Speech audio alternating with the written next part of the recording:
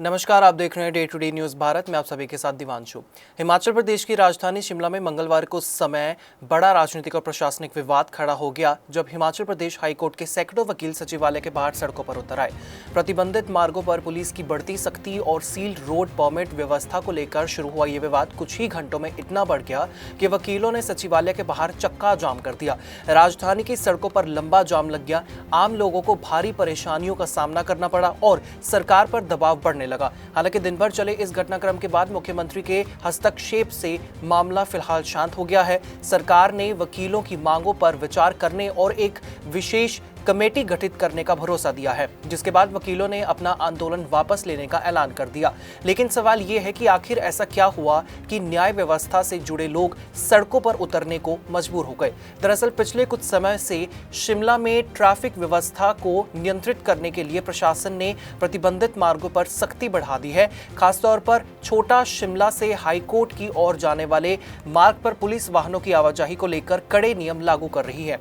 High court के वकीलों का आरोप है कि इस नई व्यवस्था के कारण उन्हें अदालत पहुंचने में भारी परेशानी का सामना करना पड़ रहा है। उनका कहना यह है कि वर्षों से अधिवक्ताओं को इन मार्गों से आने जाने की सुविधा मिलती रही है और कभी कोई बड़ी समस्या सामने नहीं आई, लेकिन अब अचानक बड़ी सख्ती ने इनके पेशेवर कार्यों को प्रभावित करना शुरू कर दिया है। ये प्रोटेस्ट इसलिए हो रहा है, हम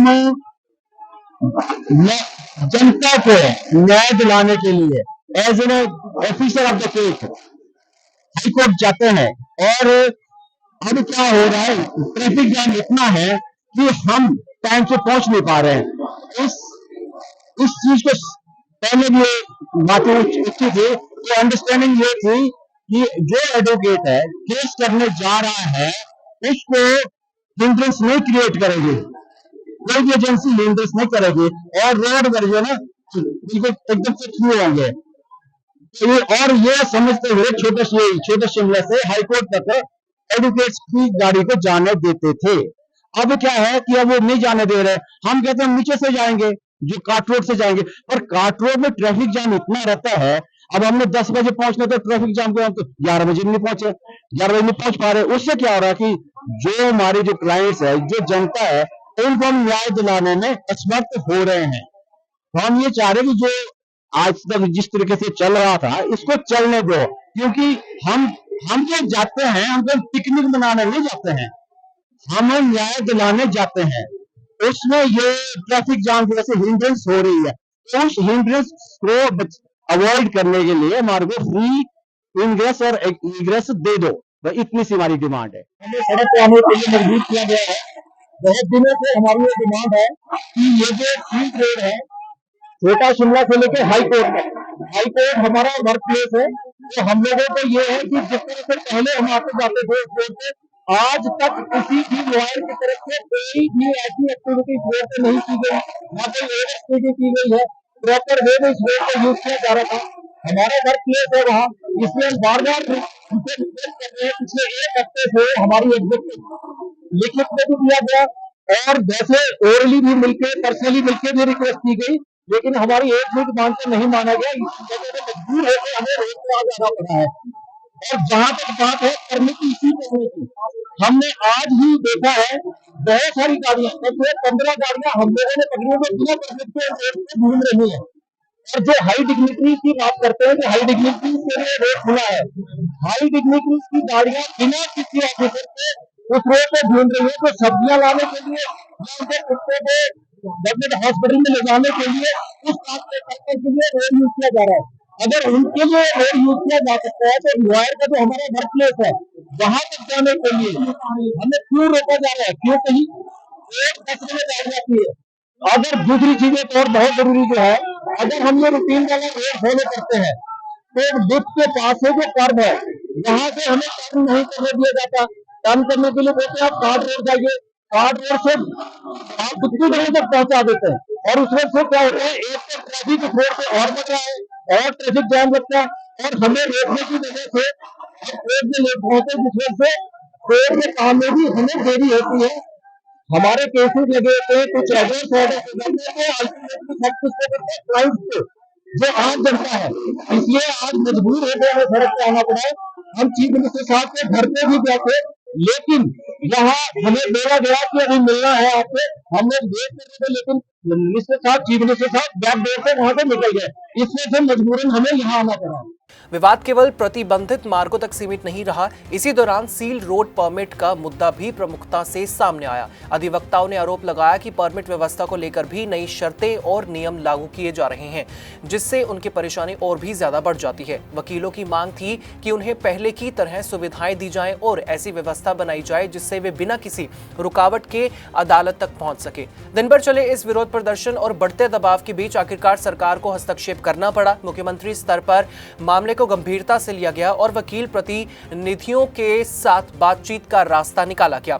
इसके बाद सरकार की ओर से सकारात्मक आश्वासन दिया गया कि अधिवक्ताओं की मांगों पर सहानुभूतिपूर्वक विचार किया जाएगा। मुख्यमंत्री के आश्वासन के बाद वकीलों ने अपना आंदोलन समाप्त करने का फैसला किया। सचिवालय के बाहर चल रहा धरना खत्म कर दिया गया और चक्का जाम भी खोल दिया गया।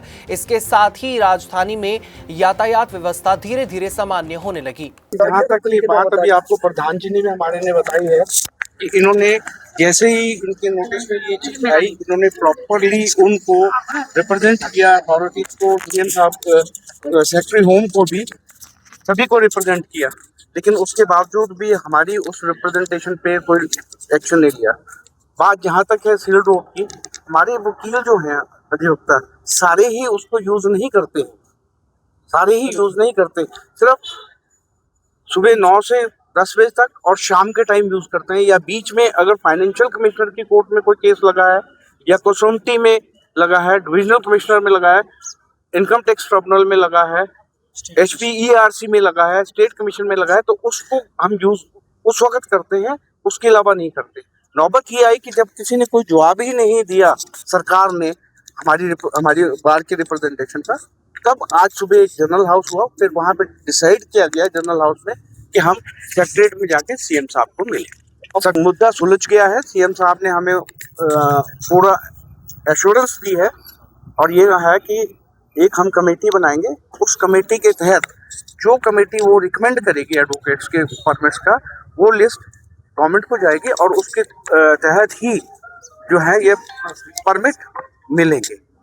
आज का जो मुद्दा था, जैसा कि आप सब जानते हैं कि ये रिस्ट्रिक्टेड रोड और सील्ड रोड्स हैं, इस पे मूवमेंट रिस्ट्रिक्ट की गई है। इसमें गाड़ियां चलाने के लिए आपको एक परमिट देना पड़ता है और एक फीस देके इसके पासेस बनते हैं।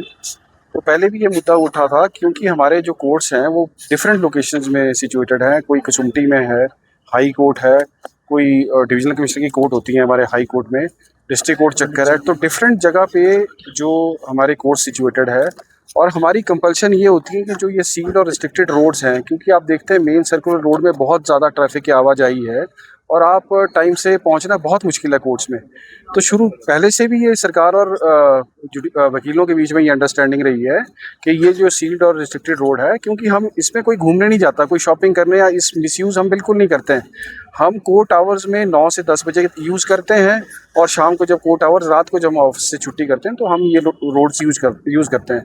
तो पहले किसी भी सरकार ने ये अंडरस्टैंडिंग थी, अनरिटन अंडरस्टैंडिंग थी कि हमारे को बाध्य नहीं किया जाना चाहिए, keeping in view the nature of the job involve. तो हुआ ये है कि बीच में आप देखते हैं कि जैसे आप लोग सब पत्रकार हैं, उसमें एक्ट में ये भी है कि आपको एक्रेडिटेड पत्रकार चाहिए, काउंसलर्स हैं, या और सारे जो कोई पार्टी का अध्यक्ष है, किसी पार्टी का अध्यक्ष है या कोई, तो ये फ्रीक्वेंटली मिसयूज़ हो रहा है रोड। तो और इसमें आप स्पेशली आप देखेंगे जो इसमें स्पेशली सील रोड में 20 की लिमिट है, स्पीड लिमिट।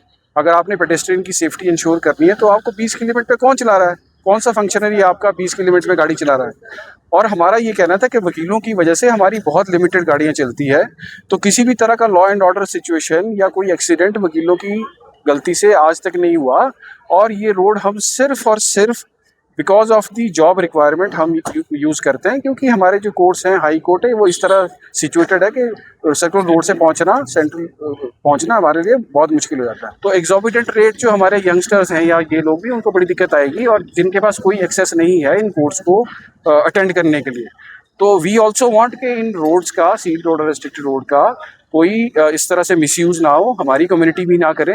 एक mechanism we have ensured the honourable CM, एक मैकेनिज्म डिवाइस किया जाएगा जिसमें पासेस का जो है, पासेस हमारे थ्रू हम एप्लीकेशन सबमिट करेंगे गवर्नमेंट को, और we also want from the government कि कंसेशनल बहुत ही नॉमिनल रेट से हमारे लोगों को, बच्चों को, नए लोगों को पासेस दिए जाए, और दिस विल इंश्योर कि हमारी फैसिलिटी भी हो और गवर्नमेंट को भी जो भी पर्पस है कि मिसयूज ना हो, वो दोनों पर्पस सॉल्व हो जाए। फिलहाल ये विवाद शांत जरूर हो गया है, लेकिन कई सवाल अभी भी बाकी हैं। क्या कमेटी की सिफारिशों के बाद वकीलों को पहले जैसी सुविधाएं मिल पाएंगी? क्या प्रशासन ट्रैफिक व्यवस्था और नियमित कार्यों के बीच संतुलन बना पाएगी? और क्या भविष्य में इस तरह की स्थिति दोबारा पैदा नहीं होगी? इन सभी सवालों के जवाब आने वाले दिनों में सरकार के फैसले से मिलेंगे। लेकिन फिलहाल इतना जरूर कहा जा सकता है कि शिमला में प्रतिबंधित मार्गों और सील्ड रोड परमिट को लेकर शुरू हुआ यह विवाद मुख्यमंत्री के हस्तक्षेप के बाद जो है थमता नजर आ रहा है।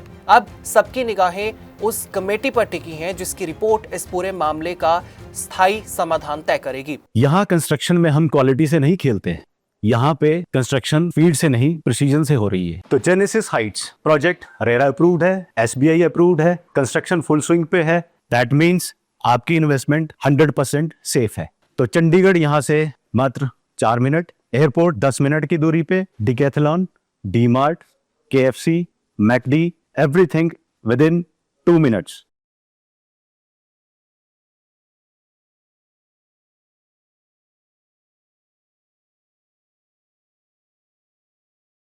आपका इस बारे में क्या कुछ कहना होगा, आप हमें कमेंट सेक्शन में जरूर बता सकते हैं। Day to day news Bharat आपके साथ हमेशा वादा करता है निष्पक्ष तौर से टिकता के साथ आप तक हर एक खबर और हर एक इन्फॉर्मेशन इसी तरीके से पहुंचाता रहेगा। हमारे चैनल का कोई भी पत्रकार ना किसी से कोई तोहफा लेगा, ना कोई विज्ञापन, नहीं करेगा किसी को ब्लैकमेल, और हम हमेशा ये कोशिश करेंगे कि हम दबे कुचले लोगों की आवाज़ बनेंगे और ऐसे किसी भी व्यक्ति की खबर नहीं चलाएंगे जो कि भोले भाले लोगों को ठगता हो। इसी के साथ हमारे चैनल का मकसद होगा लोकतंत्र के चौथे स्तंभ को लोगों के नजरों में फिर से मजबूत करना। मुझे दीजिए इजाजत और हमें हर किसी सोशल मीडिया प्लेटफॉर्म पर लाइक, शेयर और सब्सक्राइब करना बिल्कुल भी मत भूलिएगा।